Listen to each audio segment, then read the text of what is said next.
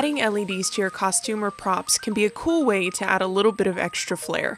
If you've never worked with LEDs though, it can be a little confusing, so in this guide, I want to go over the very basics of LEDs, and hopefully it'll help get you started.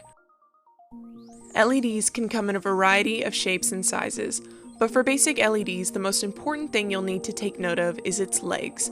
LEDs typically have two different legs, a long one, which is your positive, and a shorter one, which is your negative. It's important to remember which is which, because if you mix them up while wiring, your LED isn't going to work. Now, when purchasing an LED, there are a couple of terms you're going to need to be familiar with. So the first thing we're going to look at is the intensity, or MCD. Basically, a higher intensity number equals a brighter LED, while a lower number equals a dimmer LED. As you can see in the video, both are quality LEDs, but it's just going to depend on what your project calls for. Another thing to keep in mind, the LED on the right is around 7,000 MCD, which is the typical intensity for an LED like this. Another term you'll see used is the FW current, or MA. This term is basically just letting you know how much your LED will need to consume from the battery in order to stay lit. Think of it like the amount of food your LED is going to need. So of course, a higher MA is going to equal a faster drain on your battery. The next thing you want to look for, and probably the most important, is the power supply, or FW supply.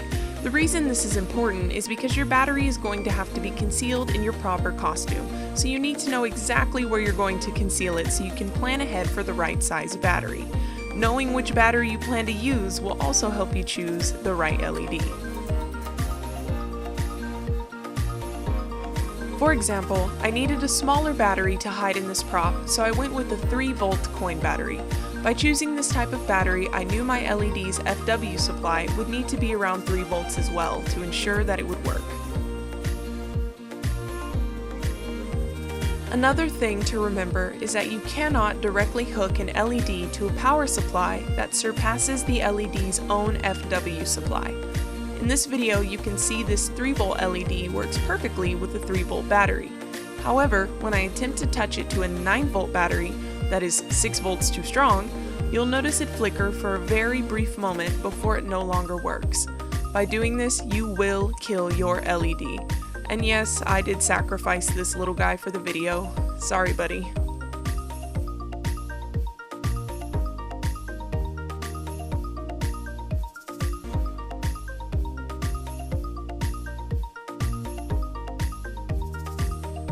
Our last term is the view angle. This is a little self-explanatory, but basically the degree listed will be the angle size in which your LED lights. So a larger angle, like the LED on the right, will offer a more open and even spread of light, while a smaller angle, like the LED on the left, offers a more pointed direction of light. In the end, there are a lot of ways to go about choosing the right LEDs for your project, but working with them can be extremely fun. Don't forget to subscribe for future projects, and I will see you in the next video.